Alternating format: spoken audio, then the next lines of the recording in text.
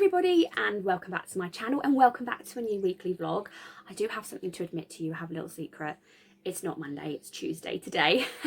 Unfortunately, I just didn't get around to filming an update yesterday, and then when I did have the opportunity to, I hadn't read anything, so I kind of thought like, well, I could do an intro, blah blah blah, but I was like, no, tell you what, just wait until tomorrow, and then when you've got some updates to actually give as well, you can do it all in one and save on loads of clips. So this week, as far as I'm aware, I'm still off work, and the aim is to read these two books. So I've got Dawn on a Distant Shore by Sarah Donati, which is the second book in the Into the Wilderness series, and I have got also The Black Moon by Winston Graham, which is the fifth Poldark book. So I have started both of these already. I've made a bit of progress through both of them. I picked this one up yesterday on Monday and read about 35 pages of it, and my other half was watching a couple of YouTube videos and I was struggling to keep up with the story. It starts with quite an intense beginning. We're right in the middle of the action in a funny sort of way. It's not like action like you'd imagine action, but it kind of starts with a busy story straight away, and I wasn't being able to take it all in, so I started at 35 pages. Fine, that's all right, put it down and come back to it today, which I have done, and I've got to page 136 today, so I've read about 100 pages today. I would like to, I have tabbed this one quarter, half, 3/4, and I'm so close to the quarter tab to think that it was just really only a day's reading, because I don't think I picked it up until yesterday afternoon, evening, so with 24 hours reading I've got to almost a quarter of the way through. I think I'm just going to fly through this one, especially as it's, like I said, it started really quite like high action, high stakes, everything's moving quite quickly and the pace is quite quick. I feel like this is going to be written in literally a few days, 2 or 3 days. I say that now, I probably jinxed myself, but enjoying it so far. I don't want to give too much away about this because it is a sequel, but the story, the first book, is about a girl called Elizabeth who travels to America. Her father has a settlement in northern New York State. He has been there cultivating the land, having settlers come and working the land as well in his settlement, and he's been there for about 30 years, and the daughter and son of him, so Elizabeth, who's 20, in her late 20s, and the son I think is, I can't remember if he's older or younger, come for the first time to America. They were brought up by family in England because they are of English descent. The family is of English descent, so they come to America late 1700s. It's all about the characters coming to a new land and what that means, and coming into contact with the Kanukahaka, the Mohawk, the American Indians, and everything that entails. So this one just continues on the story, and like I said, starts high stakes, quite a lot of action going on. It's like fast paced already, and I can just see myself, I've got what, 10 more pages to read until I'm a quarter of the way through, and I think I could probably read maybe more like 50 pages before I put it down for the day. What time is it now? It's just coming up to 8 o'clock of an evening, so hopefully I can read a little bit more of this before we sit down and watch a bit of TV. And then The Black Moon by Winston Graham.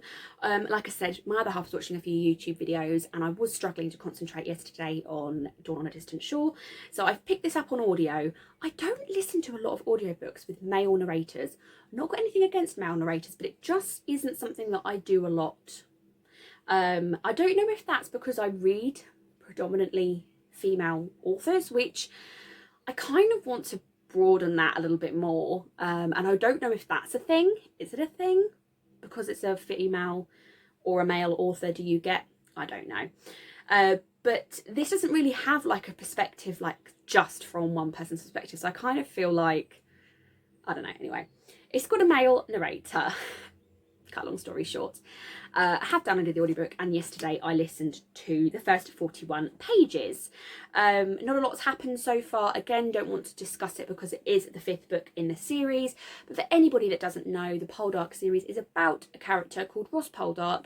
He comes back to England post-American Revolution, so it's a very similar time period. This is set in 1794 as well. He came back after the war to Cornwall, where his family resides, and things aren't how it was when he left. And it's the fallout from that. What is really interesting about this book, I read the author's note because it was at the beginning of the book, and I think when it's at the beginning it's something you should read first because it's been put there for a reason. Normally the author's note is at the back, and sometimes it's a bit annoying because you read it and you go, oh, I wish I'd known that before I started the book, but this one's actually at the front of the book. And it actually starts with the line, many years ago I wrote 4 novels about the Poldark family in 18th century Cornwall. And this one I think is published like 20 years after the first 4. I do need to just double check when the last one, the 4th one, was published. I'll confirm that in the next update. But I'm thinking about 20 years from the publishing dates. This one was published in the late 70s. Is it the late 70s or the early 70s? Sorry, this is published in 73. And I believe the first Poldark books are like late 50s. So I think we're talking, you know, almost 20 years. He wrote the first 4, he put them down, he put the characters down, left the characters in the Christmas, I think, of 1793, and then other things took interest in him, and then later on, almost a couple of decades later, he decided to pick the world back up and finish some of the stories and carry on with some of the characters that maybe had quite loose endings. So I'm interested to see how this feels compared to the other books. Does it feel seamless? Does it feel like it's just, you know, one after another? The key thing here is that it's written in a historical setting, so, but there must be I kind of think there might be a different feel in the narration because, and the way that it's written, because late 50s to kind of mid 70s is very different. So I'm intrigued about that, and I'm interested about that, and I'm gonna update you on, like I said, the actual dates in the next update when I've got them to hand. But yeah, interesting. So that is the plan for this week, these 2 books. I think it's achievable, especially considering I've only really sat down and read this in 2 sittings, and I'm already a quarter of the way through. I feel like I'm going to plough through this one. This one feels quite a lot shorter than the first one. I think the first one was nearly 900 pages. I believe this is 580. Yeah, this one's 580. And like I said, I'm already a quarter of the way through, practically 10 pages off of being a quarter of the way through. And I haven't sat down and read all day. Far from it. I had a couple of errands I had to run today. My dad had something I had to pick up for him from Argos. There was a couple of bits I had to pick up from the supermarket as well whilst I was there. The Argos is in our local Sainsbury's. So, and there was a couple of things I just had to get, which I couldn't get yesterday or Monday, eggs and things like that. So, yeah, I haven't spent like the whole day reading. I felt if I had like the whole day to read, I could potentially read this like in a day. So I feel like quite confident that I can read this in the next couple of days. And then obviously Winston Graham, The Black Moon, I think this is quite achievable as well. This is not quite for 546 pages, and having the audiobook for this one will speed things up as well. Means I can read at times when maybe I wouldn't normally be able to read. That's what I mean by speed up. I tend to read a bit slower with an audiobook than if I was physically reading, but speed up in the sense of read more than I would get the opportunity to if I was physically reading it. So these are the only 2 I've got earmarked for the week, but if I finish both of them before the week is out, I'll be obviously very, very quick to let you know and update you on what I'm picking up next. I have an idea, the next book on my May TBR, which I've kind of sidelined and kind of put like, if I don't read it, it's not the end of the world, I'll read it next month. But I'm kind of thinking I'm going to get there because we still have a full week. After this week, we still have a full week of the month left.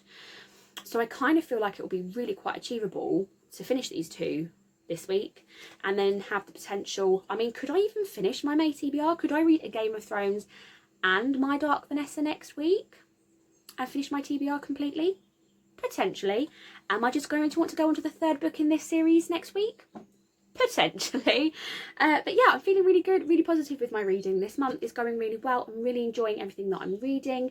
I've read, I feel like, quite a mix as well in the last couple of weeks, which is good. I've read a mix of sort of fantasy with rereading the ACOTAR series, a bit of World War II historical fiction, a bit of late 1700s historical fiction, and I had the contemporary translated text for the book club that I read as well, which is so different to my normal thing.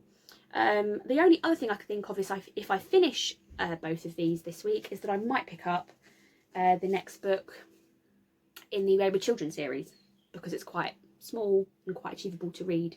But we'll see. We'll see how it goes. What I'm going to do next is I'm going to put a clip in for you to show you the mess of covers for this series. I posted it to my stories last week and I mentioned it in the vlog, and I thought I need to actually put this in the vlog for anybody that doesn't follow me on Instagram, just how mismatched this series is looking covers wise, because it's a little bit frustrating. So cue the next clip. So I hope the lighting's okay in this clip, and I hope that there's not too much background noise. It's so hot today, and I've got the fan on in the hallway, which is like basically blasting cool air down because it's by a cooler part of the house. So sorry if you can hear that in the background, but like I said, I was going to show you my copies of Into the Wilderness, the series, and how mismatched they are. I do have a book missing, which I've double checked and looked into, and I think it's actually coming from Australia, which is why it's taken a little bit longer than I was expecting. I didn't realise when I placed the order that it was coming that far. So obviously we've got Into the Wilderness, the first one, which I've already read. I'm currently on Dawn on a Distant Shore. But I mean, Dawn on a Distant Shore is so far away from all the others, and I could not find it anywhere else. eBay, Amazon, Book Depository, with anything bar that cover, and I don't understand why. The only other cover I could find it in was a series of covers from Australia, which they're all the same, and that was going to cost too much money to get it from Australia. You know, I'd rather just have a really, really mismatched one. But this is the one that looks like the most, I think, out of place. We then got Lake in the Clouds, Fire Along the Sky, and I can't remember what the fifth one's called, but it matches these. So at least the three in the middle match. And then the final one, The Endless Forest, book 6, you think, oh yay, we're finally back to covers that match. It's the same pattern, the same design, the same theme. The only difference with it, is I'll come a bit closer to show you, is that this one's glossy and it's a floppy paperback. Like, you can just see the flop there. It didn't matter like how far along the book I was, it would just flop open and it wouldn't crack the spine when I was reading it. Whereas this one has a matte finish. Don't know if you can tell. And it's not as floppy. It's still a bit floppier maybe than, let's feel yeah, so I think it's maybe a bit floppier than these, but it's not like a floppy paperback. By no means. It doesn't feel as floppy as that, but maybe that's just because that's on another scale. So yeah, it matches on the face of it, but it doesn't match in the sense of it's a matte cover. The spines, again, the spines don't match at all either. When they go on my bookshelf, they're not going to match. So yeah, a little bit frustrating. I like my series to match, and I'm not going to get a matching set of these without spending quite a lot of money. But Dawn on a Distant Shore is just on another level. It looks so like mass market paperback, but it's not the size of a mass market paperback, but it's obviously got one of those sorts of covers. But I thought you might enjoy, if you are similar to me and you like your series all to match, I thought you might enjoy having a little butcher's at what this series looks like. So I thought when I was doing these weekly reading vlogs that I could open book mail and stuff on them, and then I haven't ordered any books in ages. No books have arrived, but this has arrived today, which is kind of book related. I wasn't expecting it to be so freaking huge. It's like a textbook. Like, I have little hands, but here's my hand for perspective. So this is the Animal Crossing New Horizons official companion guide, which I think is with the update that they did. I can't remember when it happened, but we had an update. I think some of the stuff isn't included in this because it wasn't with the initial release. But I wasn't expecting it to be this big. I was expecting it to be a lot smaller. But I've been told by my friend Amanda that there is stuff. I think you get bookmarks with it. Hence the cellophane around the book, because how often do you get cellophane in a book? Unfortunately, there was something else in the box that arrived, which wasn't suitable. Something I had to order for my nan. So I couldn't just do like an unboxing of the whole box. But let's have a look. Doing this one-handed is really hard. So it's got a really nice feel to it. It feels like this bit here feels silky, like suede-y. No, not suede, but you know what I mean. Official companion guide. And that feels like a dust jacket for it. Oh my gosh, that's so cute. Sorry for anyone that's not interested in Animal Crossing. But I was told you get... It's basically just like a complete guide to various different things. Ah, cool! Here are my bookmarks. To various different things on Animal Crossing. So if I read all this, I'm definitely going to count it as a book for my Goodreads goal if I read most of it. But this is so cool to have, and it's got like information about I think it's got like in detail information about some of the tools and some of the bugs and stuff you can collect, and weeds, and yeah, so I'm really excited to read through this. I can be a proper nerd. Like, I think this is all the characters. Oops. It's tabbed along the side, as I'm sure you can see. Yeah, here are all the characters, which is going to be really cool to go through as well, like what their personality is like. Oh, that's really cool. Some really nice book mail to brighten up my week. So I've just gone down to have a shower, and the postman was literally at the door putting the post through the letterbox. Please note that it is nearly 2 o'clock. Our post is coming so late. I appreciate that every service like that, like, I'm just glad that we're still getting post. But I had this parcel, and I can tell from the address who it's from. So it's from my friend Rachel, who I used to work with. I don't know if I'm going to be able to get in like this. And I don't know what's in here, but it's not my birthday or anything. Oh my gosh. Rachel! Oh, you really didn't have to.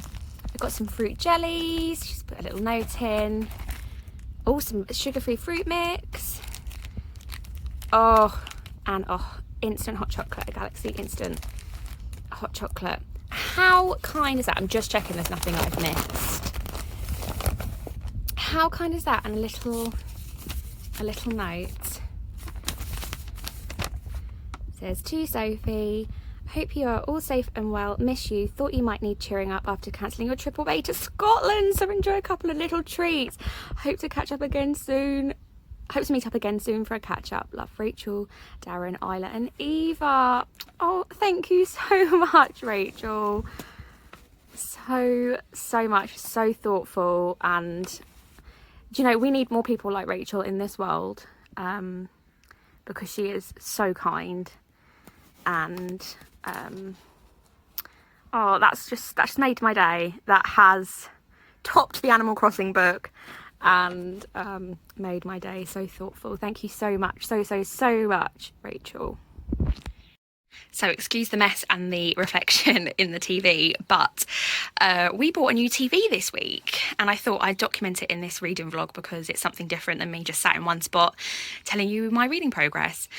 It's not on its forever stand. This was a stand that we had. Obviously it's not supposed to be this way, it's supposed to be sat another way, and we actually had a fish tank on it, and we just decided that in the space and in this room, temperature's really hard to control in this room. Very much mirrors, it's quite poorly insulated really, and it very much mirrors the weather outside. So when it's hot outside, it's really hot in here. It keeps the heat.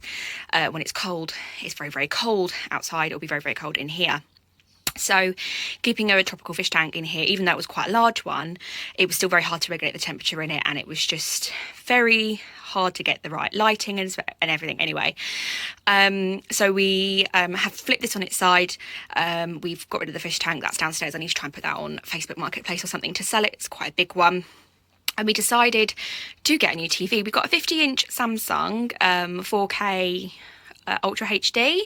It was on a really good deal through Argos. We went and collected it from a Sainsbury's Argos kiosk, and it was literally available like within less than 24 hours. I could go and get it. We were going to buy a gaming PC. We were thinking about getting a gaming PC, but unfortunately with lockdown, corona, there's been a bit of a supply issue, I believe. But also the price has been really driven up, I think, by a lot of people making purchases like that because they're spending a lot of time inside and at home that maybe wouldn't normally. And we've decided just to put that off for the time being. But I had applied for a 0% credit card in order to pay for a gaming PC and then be able to pay it off in a few months, but kind of with no interest occurred and everything like that. But getting the credit card unfortunately dinked my credit rating a little bit. Not massively, it's not an issue, but I thought I had the 0% card sat there and we were in need of a new TV. Our old TV was literally 20, I wanted to say like 27, 29 inches, I'm not quite sure. The speakers weren't very good and I think they were slightly blown, so some things, it was tiny. And we just kind of put it off and said that we'd buy a new TV when we move because we are planning on buying at some point. We're nearly there with the money saved for a deposit on a property for a mortgage, but it's a long process. And we decided that we would buy a TV when we moved, and then we were talking about it. I was like, I've got this 0% credit card. Our TV is naff. If we do it now, then we might be in the situation where then when we move, we don't have to buy it. And it's one less thing that we don't have to buy when we move. So this will be a TV that will go in our living room. And then we might use the small TV in our bedroom when we move. We really don't know. It's good enough. It kind of would serve a purpose if we just needed an extra screen so that when he's playing on his game, is like PlayStation, that I could still sit and watch stuff. You know, it would just be for that. But I don't know. But we're going to keep the old one just for potential other stuff. But yes, this is something that we've done this week. We have bought what we have done is rather than buy a stand for it, we've actually bought a gaming PC desk, which we've checked that it will hold the weight, so that as and when we do get a gaming PC, we've got a desk that's kind of like purpose built for that. And then we don't need to buy yet another stand for this to go on that would be suitable in a living room space, so that we can still basically trying to optimize. So we're not going to put this on a forever stand until we've got our own place, basically. But we've got a gaming desk coming, and that will be a forever piece of furniture for the house, but hopefully eventually we'll have a gaming PC on it. But yeah, this is something that we've done this week. Really happy with it, really good quality, so much better. Kind of don't know how we lasted for as long as we did with the shitty TV that we had, but hey ho, there you go. There's a nice long clip for you staring at a TV screen. So apologies in advance if you can hear my neighbours. They are chopping down, trimming hedges and stuff and using tools that are very, very noisy.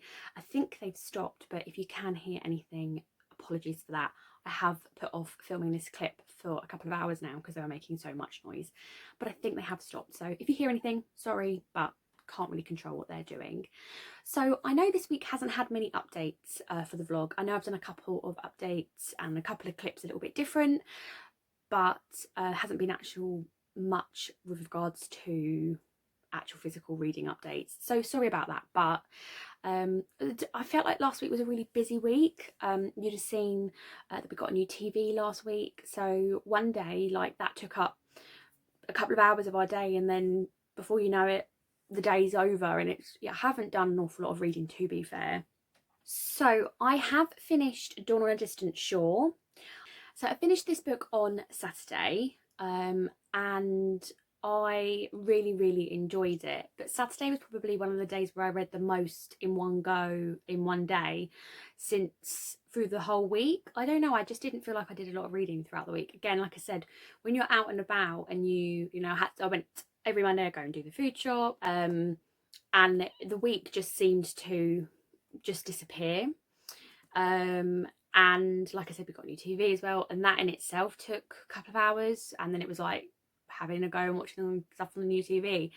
So it did take me like most of the week to read this. Like I said, finished it on Saturday. I really enjoyed this. I felt like it's just amazing, and it really is close to the same sort of feel I get when reading Outlander. This delved more into sort of different perspectives. I don't want to give the story away because it's the second book in the series. It's the second book in the Wilderness series by Sarah Donati, the first one being Into the Wilderness, which I read a couple of weeks ago. This does delve more into the sort of perspectives. A couple of characters get parted, so we do get the storyline from and the perspective from both characters as they've been parted, and that kind of starts to feed more into the sort of the Outlander feel, but the late Outlander feel, because obviously the first books mostly are from Claire's perspective, and then it does kind of like kind of all delve off into little channels, and you get more perspectives as people sort of grow and part. But this was really nice, really enjoyed the story, and I just want to pick up the next one. I just want to pick up the third book. I think the third book's called Lake in the Clouds. So I think that's going to be one of my goals for the next couple of weeks, will be to pick up the third book in the series. I kind of just want to read the series and love it. So yeah, really do recommend this series to anyone that's interested in historical fiction. There's a balance of sort of adventure in this one and in the first one, adventure, romance, history, delving into the Kanien'kehá:ka, the Native Americans, and some of their traditions, and some of the history of the Native Americans. That's really interesting, and I think it's really a really interesting series, and I can't wait to see how it unfolds further. So really glad that I've read this and enjoyed it just as much as the first one, just seeing the characters unfold and grow, and yeah, loved this. And I'll be honest, I didn't really pick this one up much at all this week, The Black Moon by Winston Graham. I just found that when I had the opportunity, or for whatever reason, if the TV was on, it was something I wanted to watch. And I didn't find that I wanted to prioritise Dawn on a Distant Shore rather than The Black Moon. I knew I had a couple of weeks to read this in, and I think up until yesterday, so Sunday, I did the majority of the reading, what I've done in one go through this book, I did yesterday on Sunday. So I'm currently 172 pages through, and I picked it up yesterday on page 75 or something like that. I did read, I think on Saturday evening when I was finished with Dawn on a Distant Shore, I did read a bit more of this, but I read the majority of it, like I said, in one go yesterday on Sunday. So I'm not gonna bust a ball about this. I'm just going to focus on making sure this gets finished next week, so that obviously it fits into the month of May, so I want to finish it before May is done. But what I did, this second bookmark isn't exactly halfway through. That's split in half the pages left, so that between Saturday and Sunday I could finish, like I could see how much I have to read Saturday and how much I'd have to read Sunday to fit it in last week, which obviously I haven't done. So what I am going to do is I think I might just move this so that it is accurately at halfway, just so that I kind of know where I am with it. But enjoying this so far. I am, like I've said before, I have watched the TV show, so I know a lot of the story, and it has been interesting. I don't feel like I've noticed a massive difference. This was written about 20 years after the first four, so I haven't noticed a massive difference yet as far as I am. But like I say, I'm going to focus on this, finishing this. I think it's 540 odd pages, so I don't have an awful lot of this left to read, as I'm nearly not too far away from 200 pages, so pretty confident I can get this finished next week. But yeah, so not a lot really going on, not too much being read, one book being finished. This also fulfilled my prompt for the paperback games to read a book that involves an adventure, so there's that.